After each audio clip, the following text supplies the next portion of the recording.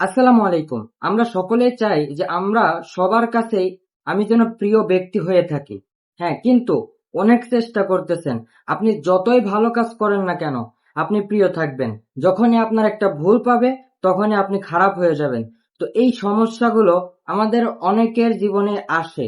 তো আমি যদি আপনাদেরকে এমন একটি আমল শিখিয়ে দিই যে যে আমলটি করার মাধ্যমে আপনি পরিবারের সকলের কাছে একজন প্রিয় ব্যক্তি হয়ে উঠবেন এবং সবার কাছেই একজন প্রিয় ব্যক্তি হয়ে উঠবেন, তাহলে কেমন হয়? জি, আপনি ঠিকই শুনেছেন। এরকম আমল আছে, কোরআনী আমল। তবে একটা কথা বলে রাখতে চাই, আমল কোরআনে যে কোনো আমলই করুন না কেন, অবশ্যই ধৈর্য ধারণ করতে হবে এবং আল্লাহর উপর ভরসা রাখতে হবে।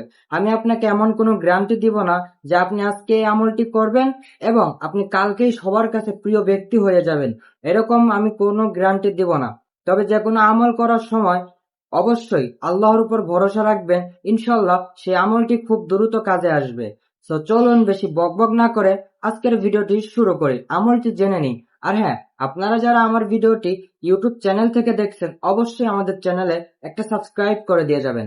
আর যারা ফেসবুক পেজ থেকে দেখছেন, অবশ্যই ফেসবুক পেজের নামের পাশে যে একটা ফলো বাটন আছে, ওইখানে একটা টোকা দিয়ে চলে যাবেন। আমলটি হলো, আপনারা যারা চান যে সকলের কাছে প্রিয় ব্যক্তি হতে চান, তো তারা এই আমলটি করবেন। আমলটি করার আগে অবশ্যই একটু দুরূদ শরীফ পড়ে নিবেন। এন্ড আমি বারবার বলতেছি, আমলটি করার আগে অবশ্যই আপনার মনের ভিতর আল্লাহর উপর ভরসা এবং বিশ্বাস, এটা আগে পরিপূর্ণভাবে করে নিবেন, ঠিক আছে? তারপরে আপনি এই আমলটি করবেন।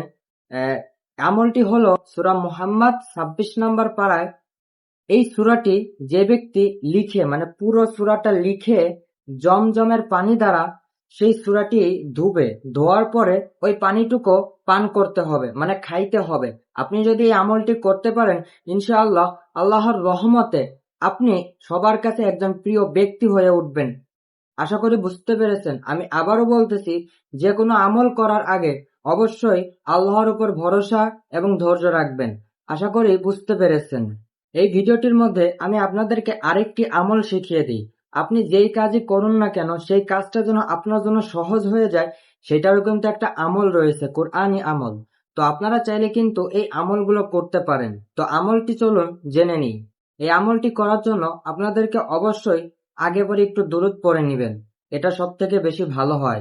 আমলটি হলো, যে ব্যক্তি নিয়মিত 33 বার সুবহানাল্লাহ এবং 33 বার আলহামদুলিল্লাহ এবং 34 বার আল্লাহু আকবার, এই তিনটা জিকির যে নিয়মিত পাঠ করবে, তার পরিশ্রমের যে কাজগুলো আছে ওই কাজগুলো সহজ হয়ে যাবে এবং তার ক্লান্তি, মানে ক্লান্ত শরীর, যে ব্যক্তি নিয়মিত এই আমলগুলো করবে, এই তিনটা জিকির করবে, 33 বার সুবহানাল্লাহ, 33 বার আলহামদুলিল্লাহ, 34 বার আল্লাহু আকবার, এই আমলটি যে করবে, তার যে ক্লান্ত শরীর, সেই ক্লান্ত শরীরটা থেকেও, মানে তার শরীর থেকে সেই ক্লান্তিটা দূর হয়ে যাবে।